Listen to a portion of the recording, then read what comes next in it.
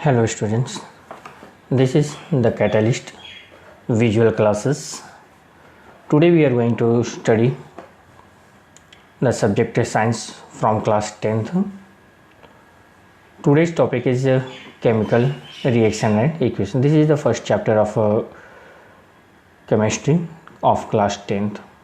आज हम लोग केमिस्ट्री क्लास 10th के first chapter chemical reaction and equations के बारे में पढ़ेंगे। इसमें सबसे पहले हम कुछ अर्लियर क्लासेज में पढ़े हुए topics physical and chemical changes के बारे में देखेंगे। फिजिकल चेंजेस का अर्थ होता है कि the changes in which no new substance with new properties are formed.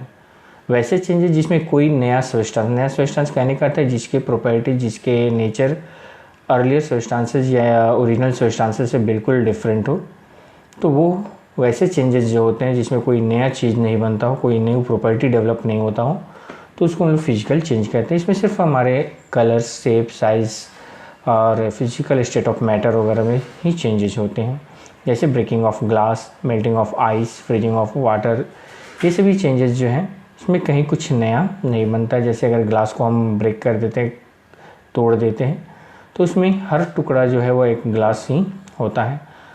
Water को भी जब हम फ्रीज करते हैं तो आइस में कन्वर्ट होता है, तो वो सिर्फ लिक्विड से सॉलिड में कन्वर्ट होता है, या आइस मेल्ट होता है तो सॉलिड से लिक्विड में कन्वर्ट होता है, जबकि उसके नेचर में कहीं कोई चेंजेस नहीं होता है। उसी तरह से केमिकल चेंजेस में अगर हम देखें तो दो changes in which new substances with new properties are formed. वैसे सब्सटेंसेस जिसमें ओरिजिनल सब्सटेंसेस से कुछ हट करके कुछ नए प्रॉपर्टीज वाले सब्सटेंसेस जो है प्रोड्यूस होते हैं, वो हमारे केमिकल चेंजेस होते हैं।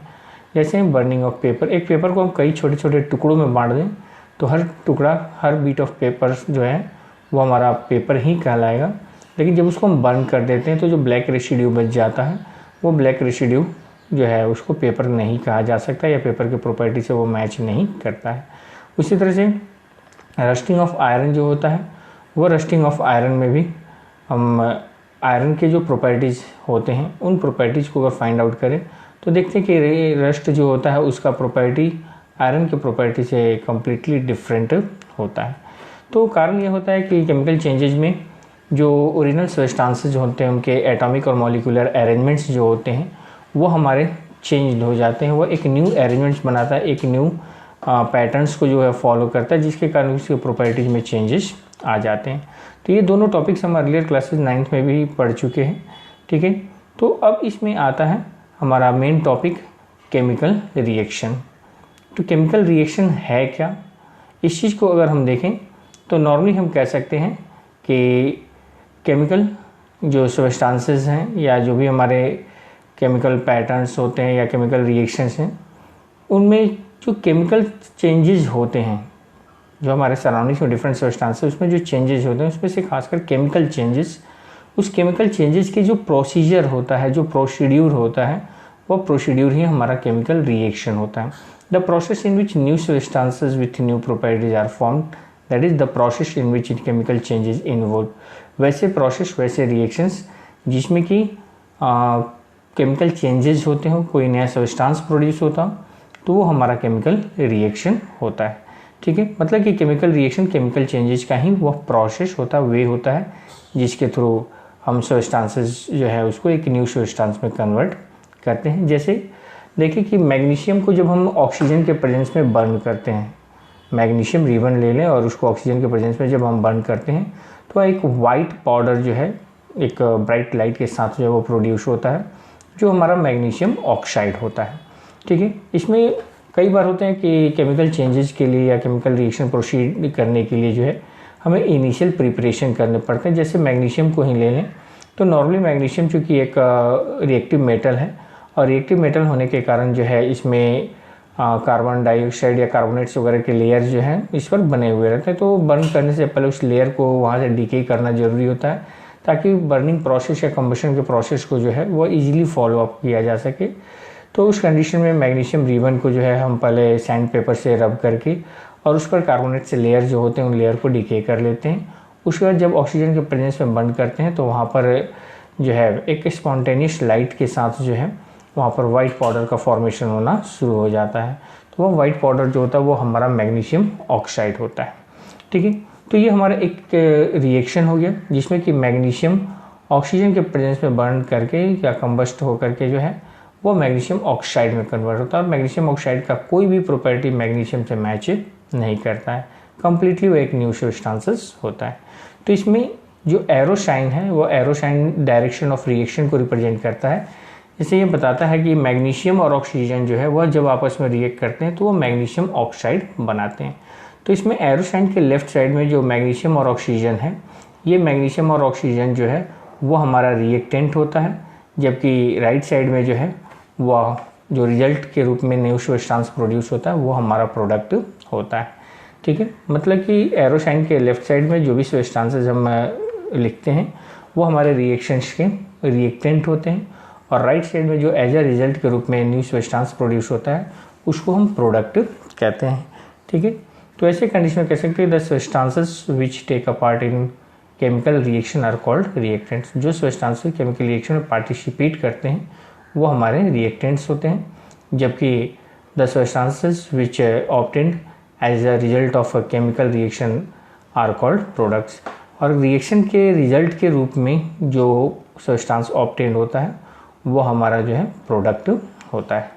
ठीक है, तो हमेशा एरो साइन के लेफ्ट साइड में जो है रिएक्टेंट्स जो कि रिएक्शन में पार्टिसिपेट करने वाले ओरिजिनल सब्सटेंस होते हैं, और राइट साइड में उसके रिजल्ट्स में जो हमारा न्यू सब्सटेंस प्रोड्यूस होता है वो प्रोडक्ट जो लिखा जाता है। एरो साइन हमेशा डायरेक्शन ऑफ रिएक्शन को रिप्रेजेंट करता है। नेक्स्ट टॉपिक इसमें है chemical characteristics of chemical reaction.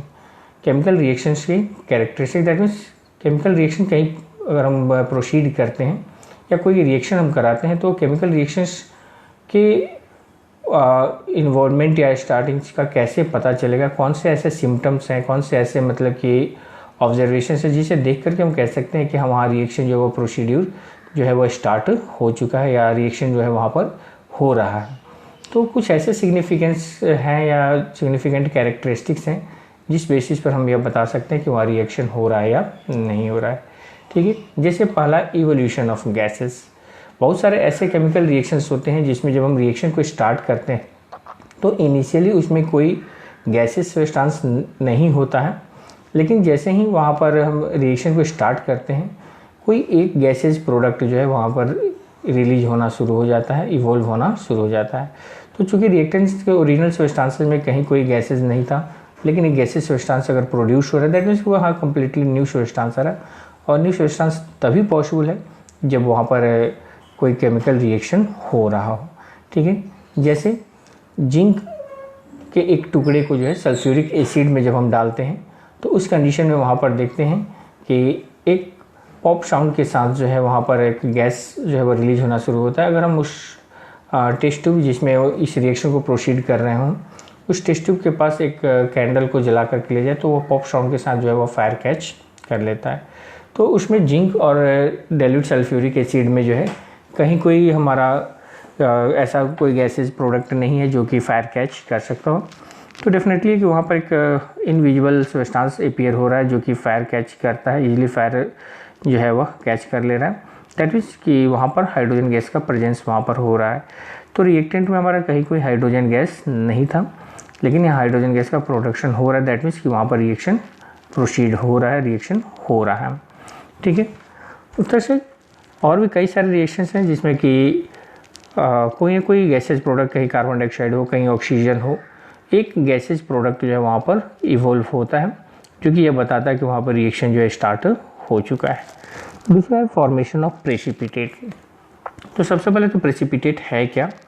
तो प्रेसिपिटेट के बारे में नॉर्मली हम कह सकते हैं कि an insoluble solid substance that is separates out in a liquid in a chemical reaction. किसी केमिकल रिएक्शन में कोई एक इनसॉल्युबल सॉलिड जो किसी लिक्विड में जो है वो बिल्कुल अलग हो तो लिक्विड में ही, लेकिन वो ऐसा हो कि इनसॉल्युबल, वो उसमें घुले नहीं। तो ऐसे इनसॉल्युबल सॉलिड्स को जो है हम प्रेसिपिटेट कहते हैं, जो कि एक रिएक्शन के प्रोडक्ट के रूप में वहाँ पर अपीयर होता है। तो जब हम दो केमिकल सब्सटेंस या दो से अधिक केमिकल सब्सटेंसेस को जब रिएक्ट करा रहे हैं और उसमें एक प्रोडक्ट हमारा लिक्विड के रूप में और दूसरा जो है वह सॉलिड के रूप में अपीयर अगर हो रहा हो, दैट मीन्स कि वहाँ पर हमने जो सब्सटेंसेस लिए वो उसमें कहीं कोई सॉलिड नहीं था, लेकिन जैसे ही उनको हम मिक्स करते हैं, रिएक्ट कराना शुरू करते हैं, वहाँ पर तुरंत ही जो है एक सॉलिड सब्सटेंस का प्रोडक्शन होना शुरू हो जाता है। ठीक है, जैसे कि पोटेशियम आयोडाइड और लेड नाइट्रेट, ये दोनों एक्वस सॉल्यूशन जो कि कम्प्लीटली जो है कलरलेस होते हैं। इन दो कलरलेस लिक्विड्स को जब हम आपस में मैच करते हैं, आपस में मिक्स करते हैं, तो उस कंडीशन में वहाँ पर तुरंत देखेंगे कि इनिशियली एक येलोइश कलर का मतलब कि पार्टिकल्स जो है वो धीरे धीरे सेटल्ड होना शुरू हो जाते हैं। पहले तो कलर जो है पूरी तरह से येलो में कन्वर्ट हो जाता है और धीरे धीरे वो येलो कलर पार्टिकल्स जो होते हैं वो नीचे सेटल्ड होना शुरू हो जाते हैं। दैट मीन्स कि वो येलो कलर का पार्टिकल्स जो है वो हमारे सॉलिड पार्टिकल्स है, जो कि वो धीरे धीरे नीचे जो है वो बैठ जाते हैं और जो लिक्विड वहाँ बच जाता है वो लिक्विड हमारा पोटेशियम नाइट्रेट होता है, जो एक्वस सॉल्यूशन के रूप में। तो यहाँ पोटेशियम आयोडाइड और लेड नाइट्रेट दोनों दो कलरलेस लिक्विड थे। ठीक है, लिक्विड मतलब कि एक्वस सॉल्यूशन के फॉर्म में थे और उनको जब आपस में मिक्स किया गया तो वहाँ एक येलोइश कलर का सॉलिड सब्सटेंस लेड आयोडाइड जो है वो बनना शुरू हो गया। तो ये सिग्निफिकेंट जो है वो बताता है कि वहाँ पर एक नया प्रोडक्ट जो है वो बन रहा है। दैट मीन्स कि न्यू रिएक्शन हो रहे हैं या न्यू सब्सटेंसेस बन रहे हैं।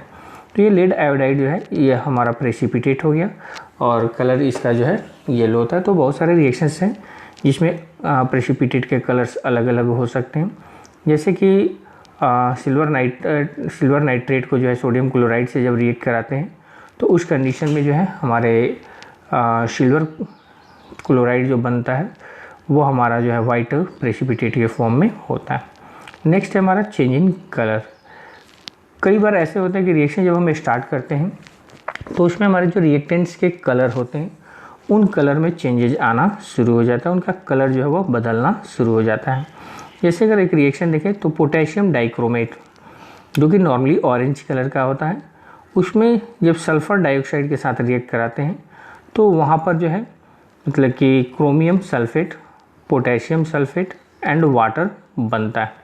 ठीक है, इसमें अगर हम देखें तो जो हमारा डाइक्रोमेट सॉल्यूशन होता है पोटेशियम डाइक्रोमेट, उसका कलर ऑरेंज होता है और जैसे ही हम उस पर सल्फर डाइऑक्साइड को रिएक्ट कराते हैं तो उस कंडीशन में जो है वो हमारा ऑरेंज कलर से ग्रीन कलर में कन्वर्ट हो जाता है। ठीक है, तो यहाँ पर सब्सटेंस का कलर जो चेंज हो रहा है वो कलर चेंज भी जो है बताता है कि वहाँ पर केमिकल रिएक्शन हो रहा है, क्योंकि केमिकल रिएक्शन कलर तभी चेंज होगा जब कोई नया चीज़ बन रहा हो, जब उसके जो इंटरनल मॉलिक्यूलर स्ट्रक्चर्स है उसमें रीअरेंजमेंट हो रहा हो, एक नया प्रोडक्ट बन रहा हो, तभी पॉसिबल है कि वहाँ पर केमिकल चेंजेस हो। ठीक है, अब इसमें है कि नेक्स्ट जो हमारा है उस कंडीशन में अगर हम जाते हैं तो एक और एग्जांपल है पोटेशियम आयोडाइड और लेड नाइट्रेट, जो प्रीवियस में हम लोगों ने प्रेसिपिटेशन रिएक्शन में देखा कि वहाँ पर क्या होता है कि दोनों दो कलरलेस सॉल्यूशंस हैं और जब उसको मिक्स करते हैं तो वहाँ येलोइश कलर का लेड आयोडाइड जो है वह बनता है।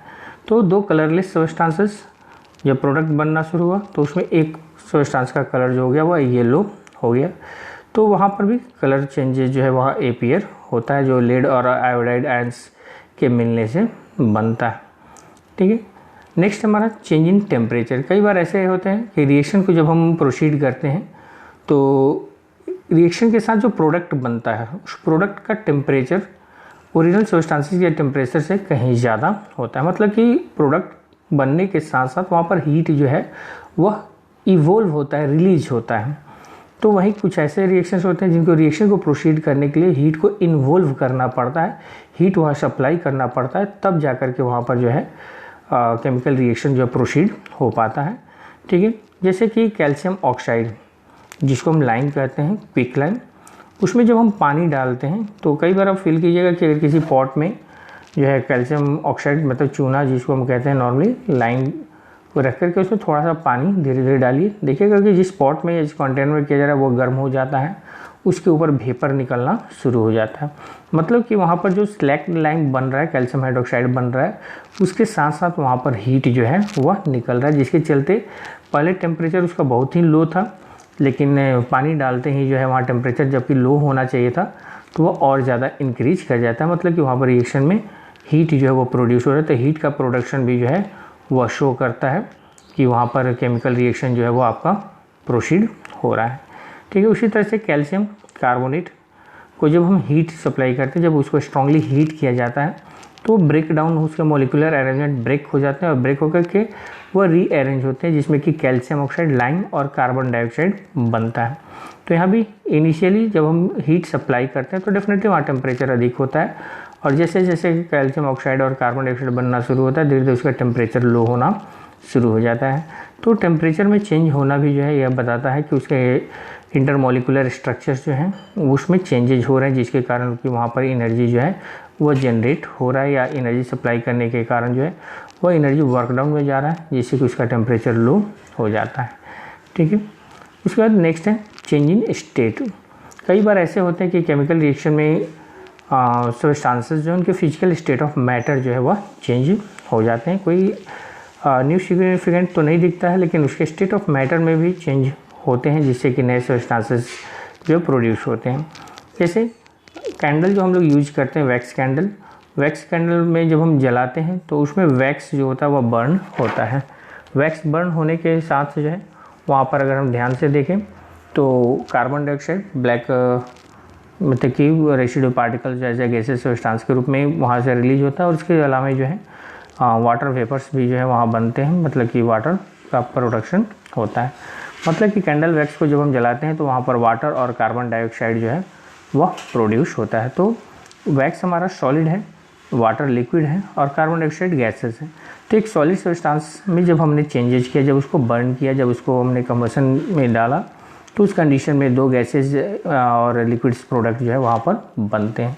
तो ये 5 हमारा evolution of gas, formation of precipitate, change in colour, change in temperature and change in state, ये 5 जो है सिग्निफिकेंट कैरेक्टरिस्टिक्स हैं, जिस बेसिस पर जो है हम किसी केमिकल रिएक्शन के इन्वॉल्वमेंट का जो है पता कर सकते हैं कि वहाँ केमिकल रिएक्शन हो रहा है या नहीं हो रहा है। ठीक है, नेक्स्ट है हमारा केमिकल इक्वेशन। केमिकल इक्वेशन कहने का अर्थ है कि the method of representing a chemical reaction with the help of symbols and formulas of substances involved in it is known as chemical equation. जैसे जब हम कोई केमिकल रिएक्शन करा रहे होते हैं तो उन केमिकल रिएक्शंस में इन्वॉल्व होने वाले जो स्टेप्स होते हैं, जो मतलब कि पाथवे होता है, जो प्रोसेस होता है, उसको शॉर्टली रिप्रेजेंट करने के लिए उन मतलब रिएक्शन में इन्वॉल्व जो सब्सटेंसेस होते हैं, चाहे वो रिएक्टेंट के हों या प्रोडक्ट के हों, उन सब्सटेंसेस के सिंबल या फार्मूला का यूज करके जो शॉर्ट इन्फॉर्मेशन हम प्रोवाइड करते हैं वो हमारा केमिकल इक्वेशन होता है। जैसे अगर हमने तो when water is added to calcium oxide that is quicklime, it produces calcium hydroxide that is slaked lime with evolution of heat. मतलब जैसे ये एक रिएक्शन हो गया कि जिसमें कैल्शियम ऑक्साइड में वाटर जब ऐड किया जाता है तो वहाँ पर जो है कैल्शियम हाइड्रोक्साइड प्रोड्यूस होता है और लॉट ऑफ हीट जो है वहाँ पर इवोल्व होता है, बाहर निकलता है। तो ये एक हमारा केमिकल रिएक्शन हो गया। इसको थोड़ा सा शॉर्ट करें तो हम उसमें इन्वॉल्व जो सब्सटेंसेस हैं उन सब्सटेंसेस का नेम लिख सकते हैं। जैसे कैल्शियम ऑक्साइड प्लस वाटर बनाता है क्या, कैल्शियम हाइड्रोक्साइड प्लस हीट। इसको और अगर हम शॉर्ट में जाते हैं तो इन्हीं सब्सटेंसेस के सिंबल या फिर फार्मूलाज जो है, मतलब कि अगर एलिमेंट है तो सिंबल और अगर कंपाउंड है तो वहाँ पर फार्मूला का यूज करेंगे। तो CaO प्लस H2O बनाता है CaOH whole twice plus heat. तो ये जो हमने सिंबॉलिक रिप्रेजेंटेशन किया, यह सिंबॉलिक रिप्रेजेंटेशन ही जो होता है वह केमिकल इक्वेशन होता है। उस रिएक्शन के लिए केमिकल इक्वेशन हो जाता है। तो एक शॉर्ट वे रिप्रेजेंटेशन है केमिकल रिएक्शन का, जिसमें हम सिंबॉलिफिकेशन का यूज करते हैं, केमिकल फार्मूलाज और केमिकल सिंबल्स का यूज किया जाता है। अब इसमें कि केमिकल इक्वेशन जो है उसमें 2 ग्रुप बनते हैं, 2 तरह के होते हैं। एक अनबैलेंस्ड केमिकल इक्वेशन या स्केलेटल केमिकल इक्वेशन भी इसको कहा जा सकता है। ठीक है, तो अनबैलेंस्ड केमिकल इक्वेशन कहने का अर्थ होता है कि a chemical equation in which unequal number of atoms of one और more elements of reactants and products. मतलब वैसे इक्वेशन जिसमें रिएक्टेंट में जो सब्सटेंसेस हैं, अगर उनके नंबर ऑफ एटम्स का कंपैरिजन हम प्रोडक्ट के उन कॉरस्पॉन्डिंग सब्सटेंसेस के साथ करें तो उस कंडीशन में देखते हैं कि कुछ सब्सटेंसेस या एक से अधिक सब्सटेंसेस ऐसे हैं जिसके नंबर ऑफ एटम्स जो है वो मैच नहीं कर रहे हैं, मतलब कि वह जो हमारा कंजर्वेशन ऑफ मैटर होता है इस रूल्स को फॉलो नहीं करता। हमने मटेरियल्स जो लिया उससे कम या उससे ज़्यादा प्रोडक्ट में बन रहे होते हैं। जैसे अगर देखें H2+O2 बनाता है H2O, मतलब कि हाइड्रोजन और ऑक्सीजन के कंबशन से जो है वहाँ पर वाटर का फॉर्मेशन होता है। हाइड्रोजन और ऑक्सीजन आपस में रिएक्ट करते हैं तो वहाँ पर वाटर बनता है। तो इसमें देखें तो वाटर हाइड्रोजन के 2 एटम्स और ऑक्सीजन के 2 एटम्स रिएक्टेंट में हैं, जबकि प्रोडक्ट में हाइड्रोजन के 2 और ऑक्सीजन के 1 एटम इन्वॉल्व हैं। वहीं सेकेंड रिएक्शन को अगर हम लें तो KClO3 पोटेशियम क्लोरेट जो है इसको जब स्ट्रांगली हीट किया जाता है तो ये टूट करके कैल्शियम ऑक्साइड और ऑक्सीजन में कन्वर्ट होता है, ऑक्सीजन इवोल्व होता है। तो इसमें देखें एक पोटेशियम रिएक्टेंट में, एक पोटेशियम प्रोडक्ट में, एक क्लोरीन रिएक्टेंट, एक क्लोरीन प्रोडक्ट, जबकि ऑक्सीजन रिएक्टेंट में 3 और प्रोडक्ट में 2 है। तो यहाँ पर दोनों साइड में देख रहे, दोनों जो एग्जाम्पल्स हमने देखा उसमें देखा कि लेफ्ट में और राइट में जब हम कोरस्पॉन्डिंग एलिमेंट्स को जो है उनके एटम्स को जब कंपेयर करते हैं तो वह कुछ ऐसे एलिमेंट्स हैं जिनके एटम्स मैच नहीं कर रहे हैं या फिर वह अनइक्वल है।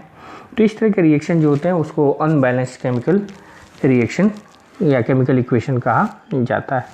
ठीक है, नेक्स्ट हमारा होता है balanced chemical equation. Balanced just उसका अपोजिट है। इसमें अनबैलेंस्ड में number of atoms of individual elements जो हैं वह मैच नहीं करते हैं रिएक्टेंट एंड प्रोडक्ट में, जबकि इसमें हर एलिमेंट जो है उनके रिएक्टेंट और प्रोडक्ट साइड में जो नंबर ऑफ एटम्स होते हैं वह इक्वल होते हैं। ठीक है, मतलब कि यह कंप्लीटली कंजर्वेशन ऑफ मास या कंजर्वेशन ऑफ मैटर को जो है वो फॉलो करता है, उस रूल को फॉलो करता है। ठीक है, जैसे एग्जांपल्स मिले तो कार्बन को जब ऑक्सीजन के प्रेजेंस में बर्न करते हैं तो वहाँ कार्बन डाइऑक्साइड बनता है। इसमें कार्बन के एक एटम रिएक्टेंट और एक एटम प्रोडक्ट में है, जबकि ऑक्सीजन के 2 एटम रिएक्टेंट और 2 एटम जो है वो प्रोडक्ट में अवेलेबल है। उसी तरह से कैल्शियम ऑक्साइड में जब वाटर को ऐड करते हैं तो कैल्शियम हाइड्रोक्साइड बनता है। तो इसमें देखें तो एक एटम कैल्शियम 2 हाइड्रोजन और 2 ऑक्सीजन के रिएक्टेंट में भी हैं और प्रोडक्ट में भी हैं। तो यहाँ पर कम्प्लीटली हर एलिमेंट्स के एटम्स की संख्या लेफ्ट और राइट मतलब रिएक्टेंट और प्रोडक्ट में सेम है। दैट मीन्स कि यह हमारा केमिकल रिएक्शन बैलेंस्ड है। ठीक है, अब इसमें आता है कि कई बार जो इक्वेशंस होते हैं अगर वो अनबैलेंस्ड है या स्केलेटल इक्वेशन है तो law of conservation of mass को फॉलो कराने के लिए उसको हमको बैलेंस करने की ज़रूरत होता है, क्योंकि बैलेंस करने से यह पता चलता है कि रिएक्टेंट के कौन से सब्सटेंसेस कितनी क्वांटिटी में इन्वॉल्व होंगे तो वहाँ प्रोडक्ट जो है वह कितनी क्वांटिटी में बनेगा, उसका मैग्नीट्यूड या मास जो है वह क्या होगा। तो वैसे कंडीशन में बैलेंस कैसे करेंगे उस चीज़ को अगर देखें तो एक सबसे ईजीएस्ट मेथड है हीट एंड ट्रायल मेथड। ठीक है, तो हीट एंड ट्रायल मेथड का यूज हम कैसे करेंगे, तो इसमें सबसे पहले करते क्या है कि जो भी केमिकल इक्वेशंस दिए हुए हैं उसमें रिएक्टेंट और प्रोडक्ट में जो कोरस्पॉन्डिंग एलिमेंट्स हैं कोरस्पॉन्डिंग एलिमेंट्स के नंबर ऑफ एटम्स को लिख लेते हैं। उसके बाद एक एक एलिमेंट के एटम को कंपेयर करना शुरू करते हैं रिएक्टेंट और प्रोडक्ट में, जहाँ जो अनइक्वलिटी है उसको एक ऐसे नंबर से मल्टीप्लाई करते हैं कि दोनों तरफ उस कोरस्पॉन्डिंग एलिमेंट के एटम्स जो हैं वह इक्वल हो जाए। ठीक है, जैसे एक एग्जांपल लें C6H12O6 + O2 ये बनाते हैं CO2 + H2O, मतलब कि कार्बोहाइड्रेट्स और ऑक्सीजन के बीच जो रिएक्शन होता है उससे कार्बन डाइऑक्साइड और वाटर बनता है। इसमें अगर हम लें तो कार्बन के लेफ्ट में दैट मीन्स रिएक्टेंट में 6 तो प्रोडक्ट में 1 ही एटम है, दैट मीन्स कि यह हमारा अनबैलेंस्ड है। तो करेंगे क्या, तो इसमें एक पहले बॉक्स बनाएंगे।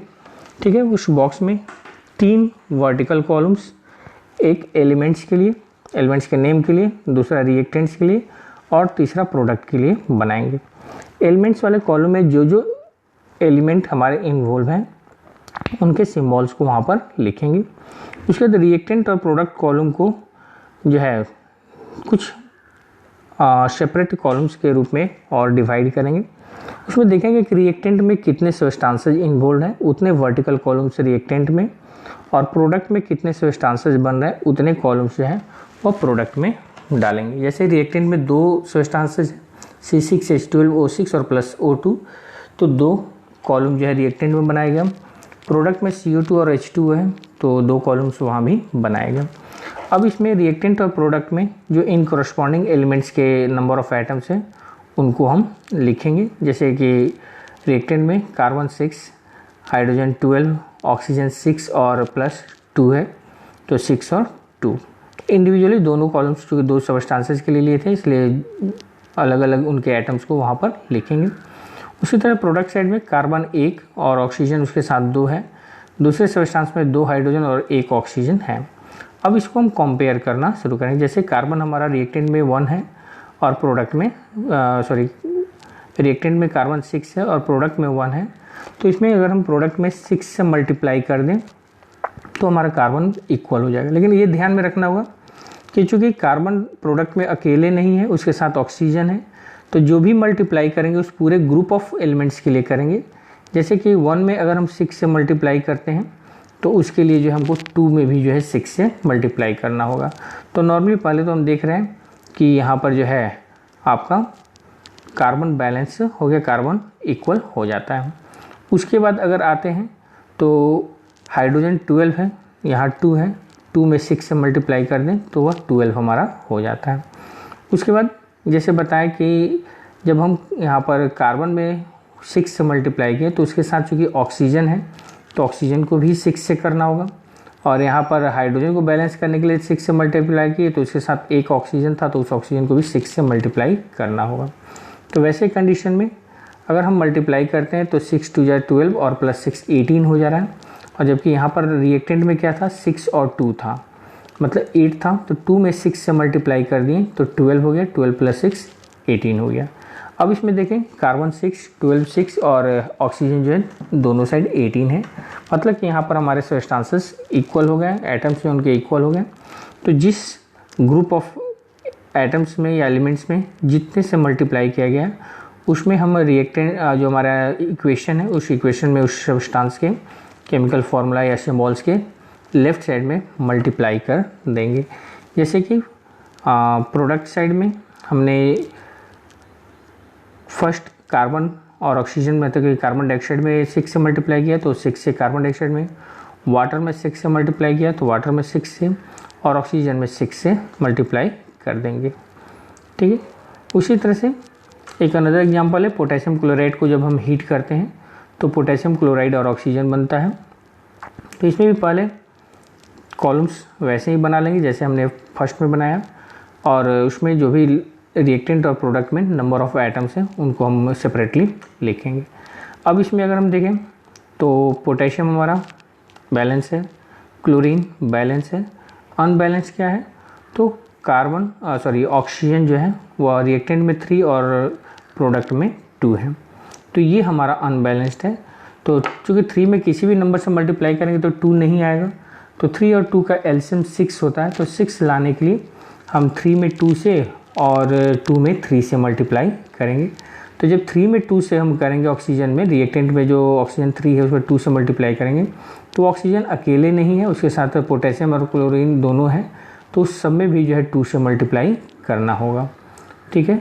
तो वैसे कंडीशन में जो है अगर हम लें तो 2 से मल्टीप्लाई करके कॉरस्पॉन्डिंगली हम वहाँ पर उसके एक एक एटम्स को जब बैलेंस कर सकते हैं, इक्वल कर सकते हैं। तो जैसे पोटेशियम क्लोरेट में देखा गया 2 से मल्टीप्लाई है, पोटेशियम क्लोराइड में 2 से मल्टीप्लाई और ऑक्सीजन में 3 से है, तो वो मल्टीप्लाई हम वहाँ भी कर देंगे। ठीक है। तो इस तरीके से हमारा जो है इक्वेशन बैलेंस हो जाता है। जब हम इसको प्रैक्टिस में ले लेते हैं तो उसके बाद इक्वेशंस को देख करके जो हम बता सकते हैं कि कहाँ पर किस नंबर से मल्टीप्लाई करें कि इक्वेशन हमारा बैलेंस हो जाए। ठीक है। अब इसमें है कि कई बार ऐसे होते हैं कि केमिकल इक्वेशंस जब हम लिखते हैं तो उसमें रिएक्शन के सारे इंफॉर्मेशन जो है वो इन्वॉल्व नहीं होते हैं। नॉर्मली केमिकल इक्वेशन से ये पता चलता है कि कौन से सब्सटेंसेस रिएक्ट कर रहे हैं और क्या प्रोडक्ट हमारा बन रहा है, लेकिन रिएक्शन से रिलेटेड उसमें सारे इन्फॉर्मेशंस को अगर हम इन्वॉल्व करना चाहते हैं तो कई सारे नए इन्फॉर्मेशन जो है वह वहाँ पर ऐड करने होते हैं। तो नेक्स्ट टॉपिक हमारा है to make a chemical equation more informative. किसी केमिकल इक्वेशन में ज़्यादा से ज़्यादा इन्फॉर्मेशन अगर हमको इंक्लूड करना हो तो उसके लिए हमें क्या करना होगा। ठीक है, तो इसमें सबसे पहला काम होता है कि एक केमिकल रिएक्शंस में मैक्सिमम इन्फॉर्मेशन को इंक्लूड करने के लिए जो है सबसे पहले इक्वेशन को बैलेंस करना होता है। ठीक है, तो पहले एक एग्जांपल के लिए ले लें, पोटेशियम क्लोराइड को हीट करने पर पोटेशियम क्लोराइड और ऑक्सीजन बनता है। तो सबसे पहले तो इसको हम बैलेंस कर लें।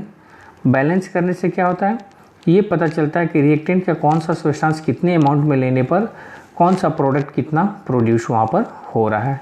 तो जैसे अभी लास्ट स्लाइड्स में हमने देखा इक्वेशन को बैलेंस करना, तो नॉर्मली इसको हम बैलेंस कर लेंगे।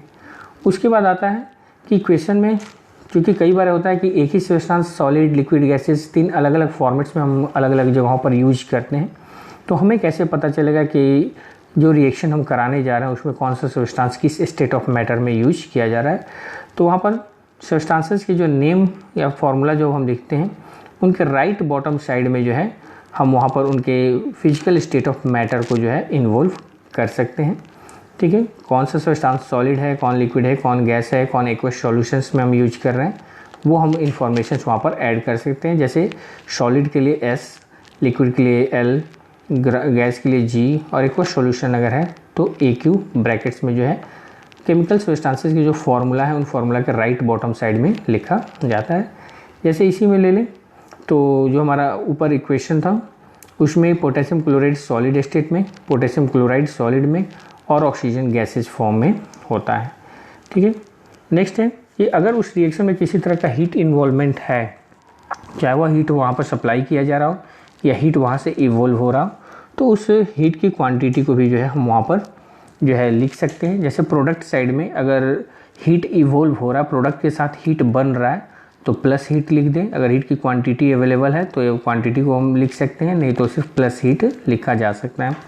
और अगर रिएक्शन को प्रोसीड करने के लिए हीट वहाँ पर जो है सप्लाई किया जा रहा है, हीट देने के बाद तब रिएक्शन प्रोसीड हो रहा है, तो उस हीट की क्वांटिटी को प्रोडक्ट साइड में माइनस हीट के साथ जो है हम लिख सकते हैं। अगर हीट का एब्जॉर्प्शन हो रहा है, हीट वहाँ पर रिएक्शन के थ्रू एब्जॉर्ब हो रहा है, तो माइनस हीट वहाँ पर लिखा जा सकता है। ठीक है, उसके बाद है कि कई सारे ऐसे कंडीशंस होते हैं जब रिएक्शंस को सिर्फ रिएक्टेंट्स के अलावे कुछ इन्वायरमेंटल कंडीशंस प्रोवाइड किए जाते हैं ताकि रिएक्शन इजीली स्मूथली जो है वो रन कर सके। जैसे कोई स्पेसिफिक टेम्परेचर, कुछ स्पेसिफिक प्रेशर। तो कई बार ऐसे होते हैं रिएक्शन के स्पीड को, उसके रेट को चेंज करने के लिए या बदलने के लिए हम उसमें जो है कुछ नए सब्सटेंसेस इन्वॉल्व करते हैं, जिन सब्सटेंसेस का उस रिएक्शन में कहीं कोई यूज नहीं होता है, लेकिन सिर्फ उस रिएक्शन को प्रोसीड कराने के लिए ज़रूरी होती है, जिन सब्सटेंसेस को कैटलिस्ट कहा जाता है। तो अगर इस तरह का कोई है कि कोई पार्टिकुलर टेम्परेचर, प्रेशर या फिर किसी अनदर सब्सटेंस का इन्वॉल्वमेंट, तो वो हम एरो साइन के ऊपर और नीचे लिख सकते हैं।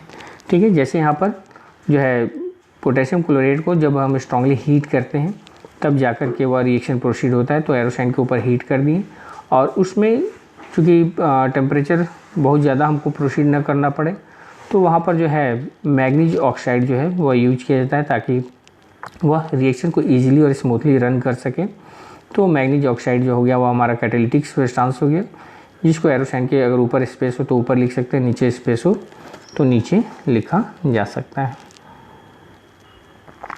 अब इसमें है कि जो रिएक्शंस हमारे सराउंडिंग्स में इन्वॉल्व होते हैं उसमें कई सारे डिफरेंट कैटेगरीज जो हैं वह बनाए गए हैं। जैसे पहला हमारा है कॉम्बिनेशन रिएक्शन। कॉम्बिनेशन रिएक्शंस कहने का अर्थ है कि यहाँ पर कंबाइन करना, मतलब कि वैसे रिएक्शंस जिसमें 2 और मोर सब्सटेंसेस केमिकली कंबाइंड होकर के एक सिंगल सब्सटेंस के रूप में कन्वर्ट होते हैं, एक सिंगल सब्सटेंस जो है वहाँ प्रोड्यूस होते हैं। जैसे मान लीजिए कि 2 सब्सटेंस A और B है, जब इसको हम रिएक्ट कराएं वहाँ एक सिंगल सब्सटेंस अगर AB बनता है तो वह रिएक्शन जो होता है वो हमारा केमिकल कॉम्बिनेशन, नाम ही है कॉम्बिनेशन, मतलब कंबाइन होना।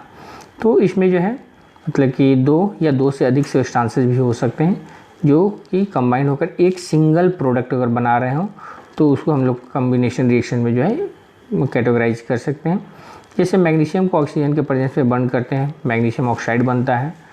हाइड्रोजन को ऑक्सीजन के प्रेजेंस में बर्न करते हैं, वाटर बनता है।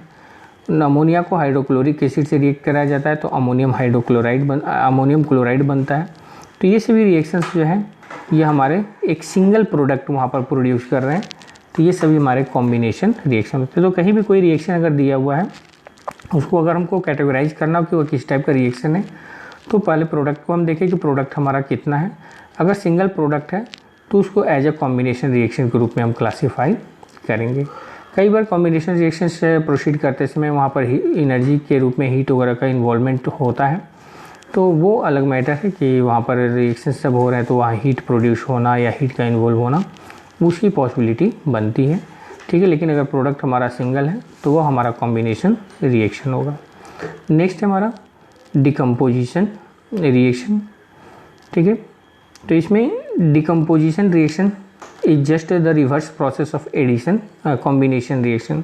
कॉम्बिनेशन में जो है हमारा क्या होता है कि टू सब्सटेंसेस कंबाइन होकर के एक सिंगल सब्सटेंस बनाते हैं, एक सिंगल प्रोडक्ट बनाते हैं।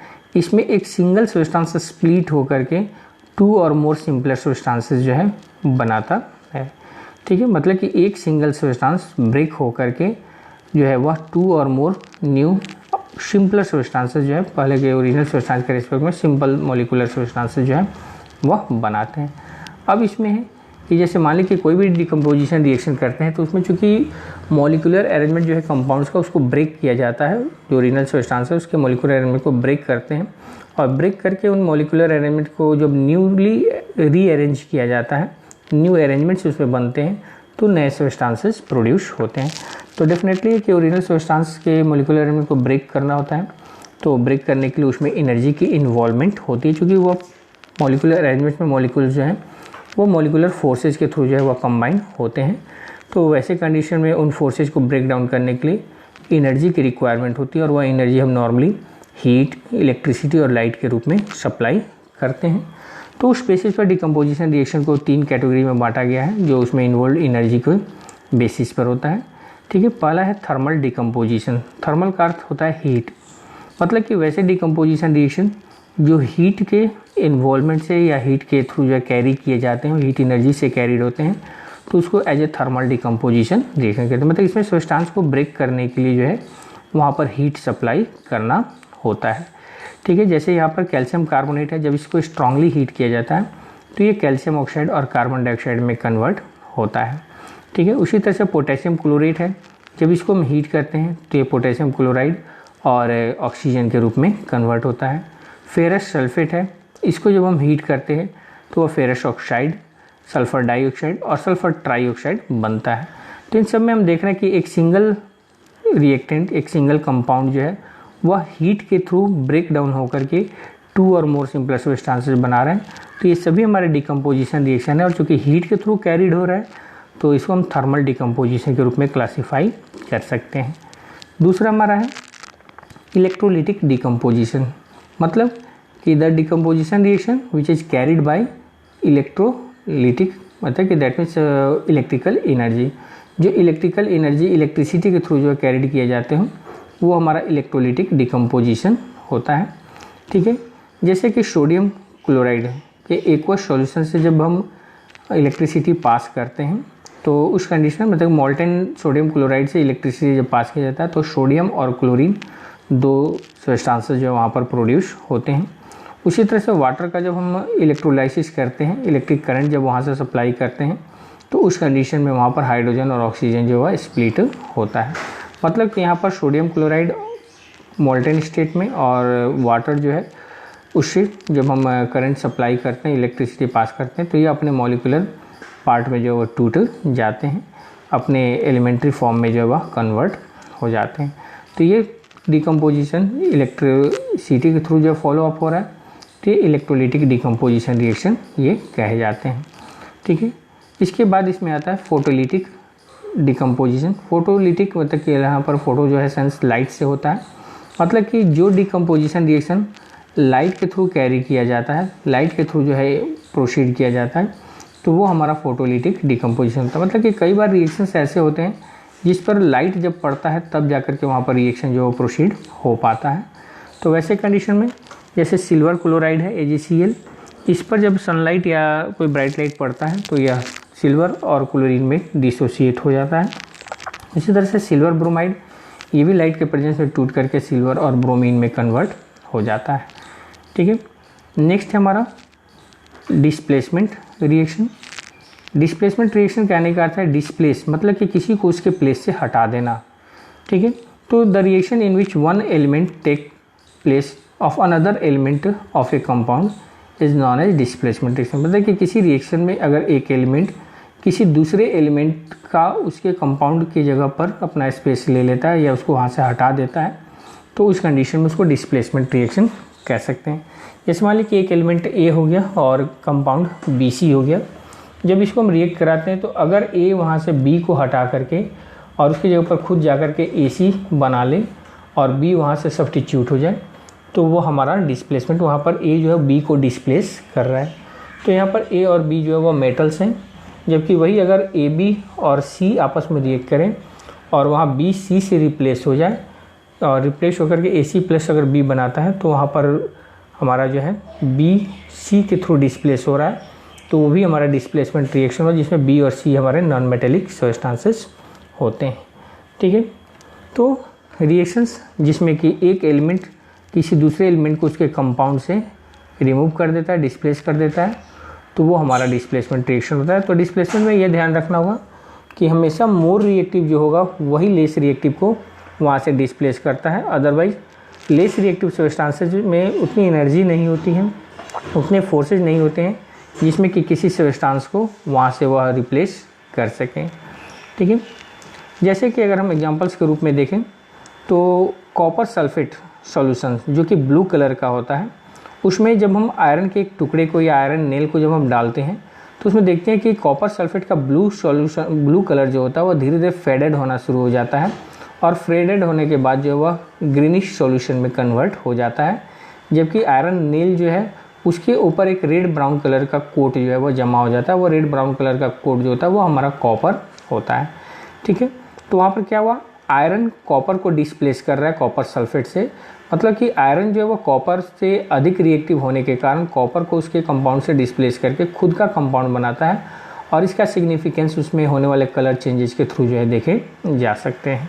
ठीक है, वैसे ही अगर कॉपर सल्फेट में जिंक के एक टुकड़े को डालें, जिंक नॉर्मली हमारा क्या है सिल्वरी वाइट एलिमेंट है, और कॉपर सल्फेट के ब्लू सॉल्यूशन में जब उसको डाला जाता है तो वहाँ पर जो है वह ब्लू कलर जो होता है धीरे धीरे फेडेड होकर के कलरलेस हो जाता है, और जबकि जिंक के टुकड़े के ऊपर जो है रेड ब्राउन कलर का एक लेयर डिपॉजिट हो जाता है जो कि कॉपर के रूप में वहाँ पर होता है।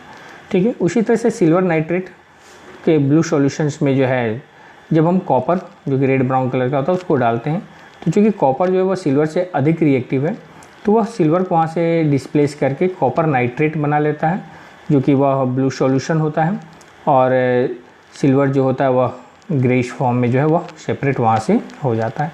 तो इन सब में हमने देखा कि एक एलिमेंट जो है वह एक कंपाउंड से उसके एक अनदर एलिमेंट्स को, मेटल है तो मेटल को डिस्प्लेस करता है, और वही एक अनदर एग्जांपल लें तो सोडियम ब्रोमाइड को जब हम क्लोरीन से रिएक्ट कराते हैं तो क्लोरीन जो है ब्रोमीन को वहाँ पर डिस्प्लेस करता है और सोडियम क्लोराइड बना लेता है, जबकि ब्रोमीन जो है वह गैसेज फॉर्म में बाहर रिलीज हो जाता है। तो यहाँ पर क्लोरीन ब्रोमीन से अधिक रिएक्टिव होने के कारण जो है ब्रोमीन को डिस्प्लेस कर लेता है और खुद का वहाँ पर कंपाउंड बनाता है। नेक्स्ट इसमें है double displacement reaction. Double displacement का अर्थ क्या हो गया कि दो दो डिस्प्लेसमेंट वहाँ पर फॉलो अप होते हैं। जैसे कि वहाँ पर एक एलिमेंट एक अनदर एलिमेंट को उसके कंपाउंड से डिस्प्लेस किया, तो डेफिनेटली डिस्प्लेसमेंट तभी होगा जब वहाँ पर एक से अधिक सब्सटेंसेस या एक से अधिक एलिमेंट एक साथ इन्वॉल्व हो। दैट मीन्स कि दो वहाँ पर कंपाउंड्स होंगे तभी वह एक दूसरे के एलिमेंट्स को डिस्प्लेस कर सकते हैं। तो the reaction in which two compounds react by an exchange of ions to form two new compounds is called double displacement reaction. कोई भी रिएक्शन जिसमें दो कंपाउंड अपने आयंस का एक्सचेंज करके दो नए सब्सटेंसेस बनाते हैं वो हमारा होता है डबल डिस्प्लेसमेंट रिएक्शन। ठीक है, तो इसमें दो कैटेगरीज बनते हैं, एक प्रेसिपिटेशन रिएक्शन और दूसरा न्यूट्रलाइजेशन रिएक्शन। ठीक है, मतलब कि अगर वहाँ पर दोनों रिएक्ट करने वाले कंपाउंड्स अगर दो साल्ट सॉल्यूशन हो तो उस कंडीशन में वहाँ पर साल्ट सॉल्यूशंस अपने आयंस को, पहले तो आयंस में वो स्प्लिट होते हैं और स्प्लिट होने के बाद अपने आयंस को एक्सचेंज करते हैं। एक्सचेंज करके और फिर 2 नए साल्ट सॉल्यूशन जो वहाँ पर प्रोड्यूस करते हैं। जैसे सिल्वर नाइट्रेट और सोडियम क्लोराइड दोनों एक्वस सॉल्यूशंस के जब आपस में रिएक्ट कराया जाता है तो वहाँ पर वाइट कलर का प्रेसिपिटेट सिल्वर क्लोराइड और एक एक्वस सॉल्यूशन जो है सोडियम नाइट्रेट के रूप में रिप्रेजेंट होता है। तो यहाँ जैसे कि सिल्वर और नाइट्रेट, इसमें Ag जो है पॉजिटिव इलेक्ट्रोपॉजिटिव है, जबकि NO3 इलेक्ट्रोनेगेटिव है। NaCl इलेक्ट्रोपॉजिटिव होता है और Na जो है इलेक्ट्रोपॉजिटिव और क्लोरीन जो होता है इलेक्ट्रोनेगेटिव होता है। तो प्लस एक कंपाउंड का पॉजिटिव दूसरे के नेगेटिव से रिप्लेस होता है। तो फर्स्ट में सिल्वर जो है वह सेकंड कंपाउंड के क्लोरीन से और सेकंड का पॉजिटिव सोडियम जो है वो फर्स्ट कंपाउंड के नेगेटिव नाइट्रेट से कंबाइन होकर के न्यू अरेंजमेंट बनाता है। और इस न्यू अरेंजमेंट में जो है हमारा सिल्वर क्लोराइड और सोडियम नाइट्रेट 2 सॉल्यूशंस ऑब्टेंड होते हैं। उसी तरह से अगर हम लें तो लेड नाइट्रेट का एक्वस सॉल्यूशन और पोटेशियम आयोडाइड का एक्वस सॉल्यूशन जो है, जब ये दोनों ही कलरलेस हैं और जब इन दोनों को आपस में रिएक्ट कराया जाता है तो यहाँ पर लेड जो है सेकेंड कंपाउंड्स के नेगेटिव एलिमेंट आयोडीन के साथ रिएक्ट करके लेड आयोडाइड और सेकंड का इलेक्ट्रोपॉजिटिव पोटेशियम जो है वो फर्स्ट के इलेक्ट्रोनेगेटिव सब्सटेंस नाइट्रेट के साथ रिएक्ट करके पोटेशियम नाइट्रेट बना लेता है। ठीक है, जिसमें कि लेड नाइट्रेट जो होता है वह येलो कलर का प्रेसिपिटेट होता है। बाय मिस्टेक यहाँ पर वाइट्स है, तो ये येलो कलर का जो है प्रेसिपिटेट यहाँ पर बनाता है। तो चूँकि एक प्रोडक्ट एज ए प्रेसिपिटेट के रूप में ऑब्टेन हो रहा है, इसलिए इसको एज ए प्रेसिपिटेशन रिएक्शन के रूप में भी क्लासीफाई किया जाता है। ठीक है, दूसरा इसमें होता है न्यूट्रलाइजेशन रिएक्शन। तो न्यूट्रलाइजेशन रिएक्शन कहने का अर्थ हो गया कि जिसमें एक बेस किसी एसिड के साथ जब रिएक्ट करता है तो दोनों एसिड और बेस एक दूसरे को प्रॉपर्टी को जो है रिड्यूस कर देते हैं। ठीक है, दोनों अपने अपने सब्सटेंसेस जो है वो अपने प्रॉपर्टीज़ को लॉस्ट कर देते हैं और वहाँ पर 2 न्यूट्रल प्रोडक्ट साल्ट और वाटर बनाते हैं। तो ये हमारा जो है साल्ट और वाटर का जो फॉर्मेशन वहाँ एसिड और बेस के बीच रिएक्शन से होता है, तो इस प्रोसेस को जो हम न्यूट्रलाइजेशन रिएक्शन कहते हैं। जैसे सोडियम हाइड्रोक्साइड जो कि बेस है, जब ये हाइड्रोक्लोरिक एसिड के साथ रिएक्ट करता है तो वहाँ पर एक साल्ट NaCl और वाटर बनाता है। उसी तरह से पोटेशियम हाइड्रोक्साइड है, सल्फ्यूरिक एसिड से रिएक्ट करता है तो पोटेशियम सल्फेट और वाटर वहाँ पर फॉर्म करता है। तो दोनों ही रिएक्शन में हम देख सकते हैं कि एक बेस जब एक एसिड से रिएक्ट कर रहा है तो एक साल्ट और एक वाटर जो है 2 प्रोडक्ट के रूप में प्रोड्यूस करता है। दोनों के दोनों ही हमारे कम्प्लीटली न्यूट्रल सब्सटेंस है, मतलब उसमें से कोई भी न तो एसिडिक है और न ही बेसिक है। तो ये हमारा दोनों ही ग्रुप जो है वह डबल डिस्प्लेसमेंट रिएक्शन के अंदर में ही आते हैं। प्रोडक्ट के नेचर बेसिस पर उसको प्रेसिपिटेशन और न्यूट्रलाइजेशन रिएक्शन के रूप में क्लासीफाई किया गया है। ठीक है, नेक्स्ट इसमें है हमारा रेडॉक्स रिएक्शन। रेडॉक्स में 2 टर्म्स हैं, रेड और ऑक्स, मतलब कि रिडक्शन एंड ऑक्सीडेशन। ठीक है, तो यहाँ पर 2 तरह के केमिकल रिएक्शंस हैं, ऑक्सीडेशन एंड रिडक्शन, जो दोनों कंबाइंस होकर के रेडॉक्स रिएक्शन के रूप में आते हैं। तो ये दोनों जस्ट एक दूसरे के अपोजिट नेचर के होते हैं। अगर ऑक्सीडेशन में लें तो नॉर्मली हम कह सकते हैं कि the reaction in which oxygen is added to a substance और hydrogen is removed from a substance. अगर किसी सब्सटेंस में पहले से ऑक्सीजन नहीं है और ऑक्सीजन वहाँ ऐड होकर के एक कंपाउंड बना रहा है या एक प्रोडक्ट बना रहा है तो वो हमारा ऑक्सीडेशन रिएक्शन होगा। या किसी कंपाउंड में पहले से हाइड्रोजन अवेलेबल हो और वो हाइड्रोजन वहाँ से रिप्लेस हो जा रहा हो, हट जा रहा हो, रिमूव हो जा रहा हो, तो भी उसको हम ऑक्सीडेशन के रूप में क्लासीफाई कर सकते हैं। मतलब कि ऑक्सीजन का एडिशन और हाइड्रोजन का रिमूवल जो है ये हमारा जो होता है ऑक्सीडेशन रिएक्शन कहलाता है। ठीक है, वहीं अगर रिडक्शन में जाते हैं तो जस्ट इसके opposite, hydrogen is added to a substance और oxygen is removed from a substance. या तो हाइड्रोजन किसी सब्सटेंस में ऐड हो रहा हो या किसी सब्सटेंस से हाइड्रोजन रिमूव हो रहा हो, तो वैसे कंडीशन में जो है उसको हम लोग रिडक्शन रिएक्शन के रूप में क्लासीफाई करते हैं। Addition of hydrogen to a substance और removal of oxygen from a substance is known as reduction reaction. ठीक है, इसमें 2 और टर्म्स आते हैं कि ऑक्सीडेशन जो है उसको 2 अनदर कंडीशंस में भी ले सकते हैं। चूँकि ऑक्सीजन का एडिशन मतलब कि एक निगेटिव एलिमेंट होता है, तो वहाँ पर कह सकते हैं कि एडिशन ऑफ नॉन मेटल और रिमूवल ऑफ मेटल। मतलब कि ऑक्सीजन जो है वह नॉन मेटल को रिप्रेजेंट करता है और हाइड्रोजन जो है वो मेटेलिक सब्सटेंस इलेक्ट्रोपॉजिटिव सब्सटेंस को रिप्रेजेंट करता है। तो हम नॉर्मली कह सकते हैं कि अगर कहीं किसी रिएक्शन में एक नॉन मेटल का ऐड हो रहा हो या कोई मेटेलिक सब्सटेंस रिमूव हो रहा हो तो उसको भी ऑक्सीडेशन में क्लासीफाई किया जा सकता है। या अगर कोई इलेक्ट्रोनेगेटिव सब्सटेंस ऐड हो रहा हो या इलेक्ट्रोपॉजिटिव सब्सटेंस किसी कंपाउंड से रिमूव हो रहा हो तो वो हमारा ऑक्सीडेशन है। जस्ट इसके रिवर्स में एडिशन ऑफ मेटल और रिमूवल ऑफ नॉन मेटल या फिर एडिशन ऑफ इलेक्ट्रोपॉजिटिव एलिमेंट और removal of electronegative element take place in the reduction. ठीक है, रिडक्शन में मेटल का ऐड होना या नॉन मेटल का रिमूव होना या किसी इलेक्ट्रोपॉजिटिव एलिमेंट्स का ऐड होना और इलेक्ट्रोनेगेटिव एलिमेंट्स का रिमूव होना, ये हमारा जो होता है वह रिडक्शन रिएक्शन होता है। ठीक है, अब इसमें अगर हम लें कि आखिर रिएक्शंस में जो ऑक्सीडेशन रिएक्शन कैसे पहचानेंगे, ठीक है, तो उसमें एक और टर्म्स हम यूज कर लेंगे, oxidising agent and reducing agent. Agent का काम क्या होता है कि किसी वर्क को जो है परफॉर्म कराने में हेल्प करना। ठीक है, इसका अर्थ है कि कोई भी सब्सटेंस जो अंडर ऑक्सीडेशन जो है प्रोसीड होता है उसको ऑक्सीडाइज्ड सब्सटेंस, और जो ऑक्सीडाइज्ड सब्सटेंस होता है उसको रिड्यूसिंग एजेंट कहा जाता है। मतलब कि वह दूसरे सब्सटेंस को रिड्यूस करने में हेल्प करता है, इसलिए उसको रिड्यूसिंग एजेंट कहा जाता है। ठीक है, उसी का रिवर्स है कि जो सब्सटेंसेज अंडर रिडक्शन जाते हैं उसको रिड्यूस्ड सब्सटेंस, और जो अनदर सब्सटेंस होता है जो उसको रिड्यूस करता है वो हमारा ऑक्सीडाइजिंग एजेंट होता है।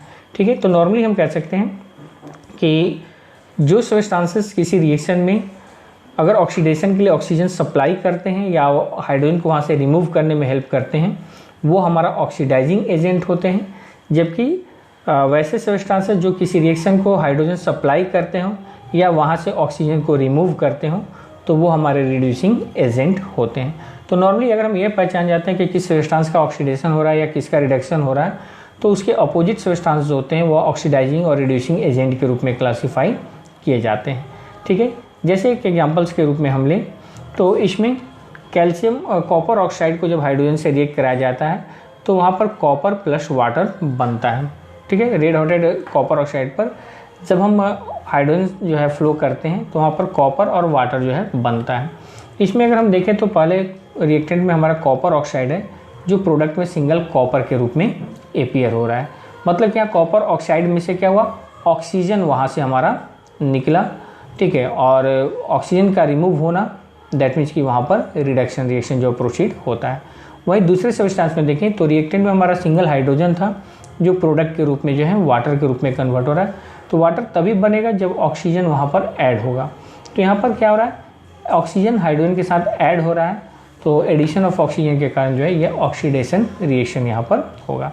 तो चूँकि कॉपर ऑक्साइड जो है उसका रिडक्शन हो रहा है तो रिड्यूस्ड सब्सटेंस जो है कॉपर ऑक्साइड हो जा रहा है, और हाइड्रोजन का ऑक्सीडेशन हो रहा है तो हाइड्रोजन जो है ऑक्सीडाइज्ड सब्सटेंस हो गया। जस्ट इसके रिवर्स जो है वो हमारे ऑक्सीडाइजिंग और रिड्यूसिंग एजेंट हो जाएंगे। जैसे ऑक्सीडाइज्ड सब्सटेंस हमारा हाइड्रोजन है तो रिड्यूसिंग एजेंट हाइड्रोजन हो जाएगा, और रिड्यूस्ड सब्सटेंस कॉपर ऑक्साइड है तो ऑक्सीडाइजिंग एजेंट जो होगा वो हमारा कॉपर ऑक्साइड होगा। मतलब जिसका ऑक्सीडेशन हो रहा है दूसरा सब्सटेंस रिड्यूसिंग एजेंट होगा, जिसका रिडक्शन हो रहा है उसके अपोजिट सब्सटेंस जो है वो ऑक्सीडाइजिंग एजेंट हो जाता है। उसी तरह से मैग्नीज ऑक्साइड को जब हाइड्रोक्लोरिक एसिड से रिएक्ट करते हैं तो मैग्नीज क्लोराइड, क्लोरीन और वाटर फॉर्म होता है। इसमें देखें तो मैग्नीज ऑक्साइड में ऑक्सीजन है लेकिन राइट साइड में मैग्नीज के साथ क्लोरीन है, मतलब कि वहाँ पर ऑक्सीजन हट रहा है तो वो जो है हमारा मैग्नीज ऑक्साइड जो है उसका हमारा रिडक्शन हो रहा है क्योंकि वहाँ पर ऑक्सीजन रिमूव हो रहा है। वहीं अगर हम देखें हाइड्रोजन क्लोराइड जो है वह यहाँ क्लोरीन के रूप में कन्वर्ट हो रहा है, मतलब कि हाइड्रोजन क्लोराइड में से हमारा हाइड्रोजन हट रहा है तो रिमूवल ऑफ हाइड्रोजन के केस से जो है वो हमारा ऑक्सीडेशन में चला जाता है। तो चूँकि मैग्नीज ऑक्साइड का रिडक्शन हो रहा है तो मैग्नीज ऑक्साइड रिड्यूस्ड सब्सटेंस होगा, और हाइड्रोक्लोरिक एसिड जो होगा वो हमारा ऑक्सीडाइजिंग एजेंट हो जाएगा। जबकि हाइड्रोक्लोरिक एसिड जो है इसका ऑक्सीडेशन हो रहा है तो ये ऑक्सीडाइज्ड सब्सटेंस होगा, और इसके अपोजिट मैग्नीज ऑक्साइड जो होगा वो हमारा रिड्यूसिंग एजेंट हो जाएगा। ठीक है, तो इस तरीके से मतलब कि कहाँ पर कब ऑक्सीडेशन हो रहा है, कब रिडक्शन हो रहा है, इस चीज़ को हम फॉलो अप कर सकते हैं। एक अनदर एग्जांपल में देखें कि सोडियम को जब ऑक्सीजन से रिएक्ट करते हैं तो सोडियम ऑक्साइड बनता है, मतलब सोडियम ऑक्सीजन से कंबाइन हो रहा है, तो वहाँ पर ऑक्सीडेशन हुआ। लेकिन ऑक्सीजन के टर्म में देखें तो ऑक्सीजन के साथ एक मेटल मतलब कि इलेक्ट्रोपॉजिटिव सब्सटेंस सोडियम ऐड हो रहा है, तो उस कंडीशन में वहाँ पर रिडक्शन रिएक्शन जो है वह प्रोसीड हो रहा है। ठीक है, तो यहाँ पर सोडियम का ऑक्सीडेशन हो रहा है तो ऑक्सीडाइज सब्सटेंस सोडियम और ऑक्सीडाइजिंग एजेंट जो होगा वो ऑक्सीजन हो जाएगा, जबकि ऑक्सीजन का रिडक्शन हो रहा है तो रिड्यूस सब्सटेंस ऑक्सीजन हो गया और सोडियम जो होगा वो हमारा रिड्यूसिंग एजेंट हो जाता है। ठीक है, तो इस तरीके से सब्सटेंसेस में होने वाले चेंजेस को देख करके हम वहाँ पर ऑक्सीडेशन और रिएक्शन को पहचान सकते हैं। Almost most of the reaction जो होते हैं उसमें ऑक्सीडेशन और रिडक्शन दोनों एक साथ प्रोसीड होते हैं, तो उन रिएक्शंस को जो हम रेडॉक्स रिएक्शन भी कहते हैं। ठीक है, अब एक अनदर टॉपिक को देखें तो इलेक्ट्रॉन्स के गेन और लॉस, जैसे हम वहाँ इलेक्ट्रोपॉजिटिव इलेक्ट्रोनेगेटिव की बात की तो इलेक्ट्रॉन के गेन और लॉस बेसिस पर ऑक्सीडेशन और रिडक्शन को कैसे हम डिफाइन करेंगे। तो इसमें दो टर्म याद करना है, लियो एंड गर, GER। LEO that is loss of electron is called oxidation and GER that is gain of electrons called reduction। अगर किसी सब्सटेंस में इलेक्ट्रॉन का लॉस हो रहा है तो वो ऑक्सीडेशन हो गया, अगर किसी सब्सटेंस में इलेक्ट्रॉन गेन हो रहा है, कोई एटम कोई सब्सटेंस इलेक्ट्रॉन अगर गेन कर रहा है तो उस कंडीशन में उसको रिडक्शन रिएक्शन कहा जाएगा। तो लॉस कब हो रहा है, गेन कब हो रहा है, कैसे पता चलेगा। तो अगर रिएक्टेंट में कोई सब्सटेंस पर निगेटिव चार्ज है और वह प्रोडक्ट में उसका चार्ज 0 हो जा रहा है, या रिएक्टेंट में उसका चार्ज 0 है और प्रोडक्ट में उसका चार्ज जो है पॉजिटिव हो जा रहा है, तो वहाँ कह सकते हैं कि वहाँ इलेक्ट्रॉन का लॉस हो रहा है, क्योंकि निगेटिव है मतलब कि इलेक्ट्रॉन उसमें अधिक है और वह धीरे धीरे 0 हो रहा है, मतलब क्या हो रहा है कि इलेक्ट्रॉन वहाँ से घटते जा रहा है, घटते हुए जब वो पॉजिटिव के बराबर हो जाता है तो 0 हो जा रहा है। या अगर 0 है मतलब कि वहाँ इलेक्ट्रॉन प्रोटॉन दोनों बैलेंस है। अब उसमें इलेक्ट्रॉन जब लॉस होगा तो पॉजिटिव बढ़ेगा, तो 0 से पॉजिटिव में कन्वर्ट हो जाए। या ऐसा भी हो सकता है कि पॉजिटिव आयंस की क्वांटिटी इंक्रीज हो रहा हो या निगेटिव आयंस की क्वांटिटी डिक्रीज हो रही हो, तो उस कंडीशन में भी उसको हम लॉस ऑफ इलेक्ट्रॉन्स में ही काउंट करेंगे। जबकि जस्ट इसके रिवर्स जो है, अगर रिएक्टेंट में पॉजिटिव चार्ज एलिमेंट प्रोडक्ट में जाकर के अगर उसका चार्ज 0 हो जाता है, या रिएक्टेंट में किसी सब्सटेंस का चार्ज 0 है और वह प्रोडक्ट में जाकर के पॉजिटिव हो जाता है, तो उस कंडीशन में हम कह सकते हैं कि वहाँ पर गेन ऑफ इलेक्ट्रॉन्स हो रहा है। दूसरा कंडीशन हो सकता है कि अगर निगेटिव आयंस जो है, किसी सब्सटेंस के निगेटिव चार्ज जो है वो अगर प्रोडक्ट में इंक्रीज कर रहे हो या किसी का पॉजिटिव चार्ज जो है प्रोडक्ट में डिक्रीज कर रहा हो, तो उस कंडीशन में उसको जो है गेन ऑफ इलेक्ट्रॉन्स के केस में हम वहाँ पर रखेंगे। ठीक है, एक और चीज़ याद रखना होगा कि कोई भी सब्सटेंस जब अगर अपने एलिमेंट फॉर्म में हो, ठीक है, तो उस कंडीशन में उसके चार्जेस जो होते हैं वह 0 होता है। ठीक है, जैसे यहाँ पर ले कॉपर ऑक्साइड और हाइड्रोजन जो हमने प्रीवियस में भी लिया था एग्जांपल, ये आपस में रिएक्ट करते हैं तो कॉपर और वाटर जो है बनाते हैं। तो कॉपर ऑक्साइड में क्या है, कॉपर 2+ और ऑक्सीजन 2- इसके चार्जेस होते हैं। हाइड्रोजन हमारा एलिमेंट्री फॉर्म में है तो इस पर चार्ज 0 होता है। प्रोडक्ट में है तो कॉपर हमारा एलिमेंट्री फॉर्म में है तो उसका चार्ज 0 होगा, जबकि वाटर में जाएँ तो ऑक्सीजन पर 2- है और हाइड्रोजन पर 1+ होता है, लेकिन 2 हाइड्रोजन है तो 2+ इस पर होता है। अब हम दोनों साइड में अगर कंपेयर करें तो लेफ्ट में कॉपर पर 2+ है और वह राइट में आकर के कॉपर पर पावर 0 हो रहा है। तो चार्ज का पॉजिटिव से 0 में कन्वर्ट होना ये गेन ऑफ इलेक्ट्रॉन को शो करता है और वहाँ पर हमारा रिडक्शन होता है। ठीक है, वहीं यहाँ पर देखिए लेफ्ट में हाइड्रोजन का चार्ज जो है वह 0 है और राइट साइड में आकर के 2+ हो जा रहा है, मतलब कि वो 0 से पॉजिटिव में आ रहा है। तो 0 से positive that means loss of electron, और वो हमारा जो है ऑक्सीडेशन रिएक्शन में चला जाता है। ठीक है, उसी तरह से मैग्नीज ऑक्साइड को हाइड्रोक्लोरिक एसिड से रिएक्ट करा रहे हैं तो मैग्नीज क्लोराइड, क्लोरीन और वाटर वहाँ फॉर्म करता है। मैग्नीज ऑक्साइड में देखें तो O2 है, तो एक ऑक्सीजन पर 2 निगेटिव होता है, तो O2 है तो वहाँ पर 4 निगेटिव हो गया। डेफिनेटली उसको बैलेंस करने के लिए मैग्नीज जो है 4+ के रूप में रहता है। उसी तरह से हाइड्रोक्लोरिक एसिड में H+ और Cl- है। जबकि हम प्रोडक्ट साइड में देखें तो मैग्नीज क्लोराइड, क्लोरीन पर 1 निगेटिव होता है, 2 क्लोरीन है तो 2 निगेटिव हुआ, उसको बैलेंस करने के लिए मैग्नीज पर 2+ होता है। क्लोरीन एलिमेंट्री फॉर्म में है तो इस पर चार्ज 0 होता है। वाटर में H पर 2+ और O पर 2- होता है। तो अगर कंपेयर करें तो मैग्नीज यहाँ लेफ्ट साइड में 4+ है और यहाँ पर राइट साइड में 2+ है। तो जैसे बताया गया कि अगर डिक्रीज इन पॉजिटिव आयंस है तो वो हमारा गेन ऑफ इलेक्ट्रॉन्स होता है, और गेन ऑफ इलेक्ट्रॉन्स हमारा रिडक्शन होता है।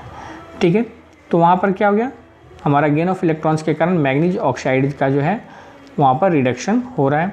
जबकि वही हाइड्रोक्लोरिक एसिड में Cl पर माइनस है और यहाँ राइट साइड में Cl पर 0 है, तो वहाँ पर क्या हुआ, निगेटिव से 0 में कन्वर्ट होना, ये लॉस ऑफ इलेक्ट्रॉन्स को रिप्रेजेंट करता है। डेफिनेटली एक लॉस ऑफ इलेक्ट्रॉन्स है, तो वहाँ पर जो है आपका लॉस ऑफ इलेक्ट्रॉन्स के कारण जो ऑक्सीडेशन रिएक्शन जो है वहाँ पर प्रोसीड होता है। ठीक है, तो इस तरीके से हम गेन और लॉस बेसिस पर, मतलब कि जो रिएक्शन उसमें इन्वॉल्व सब्सटेंसेस को आयंस के रूप में डिसोशिएट करके भी जो है वहाँ पर ऑक्सीडेशन और रिडक्शन को फाइंड आउट कर सकते हैं, कहाँ ऑक्सीडेशन हो रहा है, कहाँ रिडक्शन हो रहा है। ठीक है, अब इसमें ऑक्सीडेशन रिएक्शन, चूँकि ऑक्सीजन हमारे सराउंडिंग्स में चारों तरफ अवेलेबल है, तो ये हमारे डेली लाइफ में बहुत ही ज़्यादा इफ़ेक्टिव होता है। दो कॉमन इफ़ेक्ट्स को अगर हम देखें तो इसमें जो है मतलब कि एक कोरोजन ऑफ मेटल जो हमारे लिए कॉमन है, जो हम रस्टिंग ऑफ आयरन्स के रूप में भी देखते हैं, या बहुत सारे सब्सटेंसेस हैं जब उनको एक्सपोज्ड एयर में छोड़ दिया जाता है तो उस पर एक अनदर मतलब कि लेयर जो है वो डिपॉजिट होना शुरू हो जाता है, जो ग्रेजुअली उस मेटल्स को डीके करना शुरू करता है, मेटल्स जो है उसके प्रॉपर्टीज़ को जो है रिड्यूस करना शुरू करता है। ठीक है, जैसे कह सकते हैं कि it is the process in which metals are eaten up gradually by action of air, moisture और any other chemicals like acids on their surface. कोई भी मतलब कि मेटल्स जो है वो एयर, मॉइस्चर या किसी अंदर केमिकल्स वगैरह के कांटेक्ट में आने के बाद धीरे धीरे उसका एक एक लेयर जो है वो डिके होना शुरू हो जाता है, नष्ट होना शुरू हो जाता है, तो वो प्रोसेस हमारा कोरोजन होता है। जैसे कॉमन एग्जांपल के रूप में हमारा रस्टिंग ऑफ आयरन है, मतलब कि आयरन को जब एक्सपोज्ड एयर में छोड़ दिया जाता है तो वह एनवायरनमेंट में मौजूद जो ऑक्सीजन है और मॉइस्चर है, इन दोनों के कांटेक्ट में आने के बाद हाइड्रेटेड फेरॉक्स ऑक्साइड बनाता है, जो कि हमारा रेड होता है, रस्ट होता है या रेडिश कलर में पाया जाता है। और इसके प्रॉपर्टीज़ जो है ऑक्सीजन की प्रॉपर्टी से कम्प्लीटली डिफर होता है, क्योंकि वहाँ एडिशन ऑफ ऑक्सीजन हो रहा है तो डेफिनेटली कि ऑक्सीडेशन रिएक्शन हो रहा है। तो मोस्टली कोरोजन का प्रोसेस जो होता है वो ऑक्सीजन के प्रेजेंस में, एयर में जो ऑक्सीजन होता है उसके थ्रू होता है। और भी बहुत सारे मेटल्स हैं जो कि एटमॉस्फेरिक गैसेज के प्रेजेंस में जो है वो अपने को लेयर बाय लेयर जो डिके करना शुरू कर देते हैं, तो वो हमारा कोरोजन ऑफ मेटल्स में आता है। दूसरी तरफ देखें तो रैंसिडिटी कहने का अर्थ है the condition produced by aerial oxidation of fats and oil containing food stuff which gives unpleasant smell and taste. कई बार हम देखते हैं कि दिन में कोई भोजन बनाते हैं या फूड स्टफ बनाते हैं, शाम होते होते या कुछ दिनों के बाद जो है वो धीरे धीरे ख़राब हो जाते हैं, उनका टेस्ट ख़राब हो जाता है, उनका स्मेल ख़राब हो जाता है, और अगर उन फूड स्टफ को हम यूज करते हैं तो फिर उस कंडीशन में फूड पॉइजनिंग के हम शिकार भी हो सकते हैं, फूड पॉइजनिंग से हम सफ़र भी कर सकते हैं। तो वैसे कंडीशन में ऐसे मतलब कि जो कंडीशन होते हैं ये हमारा एरियल ऑक्सीडेशन का कंडीशन कहा जाता है, मतलब कि उन फूड स्टफ में फैट्स या ऑयल अगर अवेलेबल है तो एटमॉस्फेरिक ऑक्सीजन के कांटेक्ट में आने के बाद जो है टॉक्सिक एसिड्स में कन्वर्ट होना शुरू हो जाते हैं, जिसके चलते फूड जो होता है वो पॉइजनस हो जाता है। यही कारण है कि हर सब्सटेंसेस पर जो है एक्सपायरी डेट लिखे जाते हैं कि कितने समय के बाद जो है उन फूड स्टफ को हम नहीं खा सकते या नहीं यूज कर सकते हैं। दैट मीन्स कि उतने समय के बाद वहाँ पर एसिडिटी जो है उन फूड स्टफ को स्पॉइल्ड कर देती है, उसको ख़राब कर देती है। ठीक है, तो when the fats and oil present in the food materials get oxidized by oxygen of the air, their oxidation product have a unpleasant smell and taste। मतलब कि फैट्स और ऑयल कंटेनिंग फूड स्टफ जब oxygen के contact में आते हैं तो oxidise होकर के और अनप्लीजेंट स्मेल और टेस्ट जो है प्रोवाइड करते हैं। तो मान लीजिए डेली लाइफ में बहुत सारे ऐसे सब्सटेंसेस होते हैं जो हम एक दिन में यूज नहीं कर सकते या जब यूज करना हो तब नहीं बना सकते हैं, कई बार उसको बना करके हम लंबे समय तक स्टोर करने की ज़रूरत होता है। तो उसको हम कैसे रैंसिडिटी से बचाएंगे, तो उसके लिए कुछ स्टेप्स हैं जिसको फॉलो अप करके हम रैंसिडिटी को बहुत हद तक रिड्यूस कर सकते हैं, प्रिवेंट कर सकते हैं, या उसको रिटार्ड जो हमारा रैंसिडिटी का जो स्पीड है उस स्पीड को स्लो किया जा सकता है, ताकि हम एक कंसिडरेबल टाइम ड्यूरेशन तक जो है उसका यूज कर सकें। ठीक है, जैसे पहला है by adding antioxidants of to the food containing fat and oils, मतलब कि कोई एंटीऑक्सीडेंट मटेरियल्स जो हैं उसमें इन्वॉल्व करके, जैसे BHA BTA जो है, ये सब मतलब कि कुछ केमिकल सब्सटेंसेस हैं जो एंटीऑक्सीडेंट मतलब ऑक्सीजन से रिएक्शंस को जो है वह रोकते हैं, प्रिवेंट करते हैं। तो वैसे सब्सटेंसेस फूड स्टफ जिसमें फैट और ऑयल अवेलेबल है, उसमें एंटीऑक्सीडेंट मटेरियल्स ऐड करके हम उसको रिटार्ड कर सकते हैं, स्लो कर सकते हैं। मतलब जो 5 दिन में ख़राब होना चाहिए उसको 15 दिन, 20 दिन, 2 महीना, 4 महीना में कन्वर्ट किया जा सकता है। उसी तरह से दूसरा है कि पैकेजिंग फैट और oil containing food stuff in nitrogen gas. कई बार हम देखते हैं मार्केट्स में जो हमारे चिप्स, भुजिया वगैरह का जो पैकेट्स आते हैं, मिक्सचर वगैरह के पैकेट्स आते हैं, उसमें पैकेट्स में मटेरियल थोड़ा सा रहता है और पैकेट बहुत ज़्यादा मतलब कि फिल्ड होता है, एयर उसमें भरा हुआ रहता है। तो एक्चुअली वहाँ पर क्या होता है, नाइट्रोजन गैस उसमें फ्लश किया जाता है ताकि वह नाइट्रोजन जो है ऑक्सीजन के कांटेक्ट को रोक सके, और ऑक्सीजन का कांटेक्ट जब वहाँ से ख़त्म हो जाएगा तो वैसे कंडीशन में सब्सटेंसेस जो है ऑटोमेटिकली जो है वह रैंसिड हो जाएगा।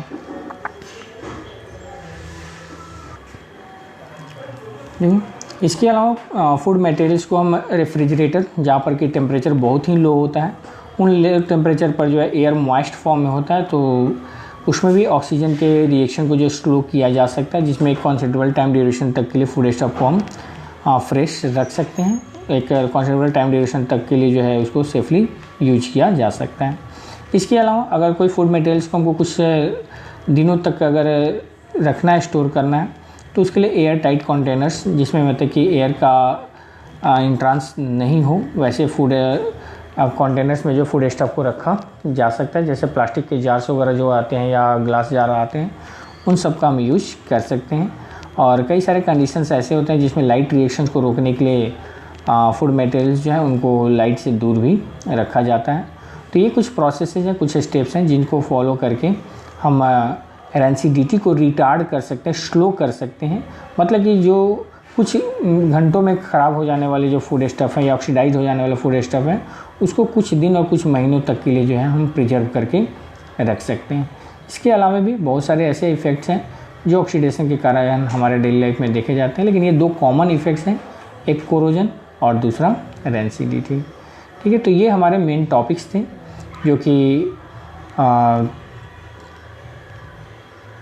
केमिकल रिएक्शन इक्वेशन चैप्टर्स के अंदर क्लास 10 में पढ़ना है। ठीक है, ये वीडियो आपके लिए जो है बेनिफिशियल होगा, इसको आप फॉलो करें।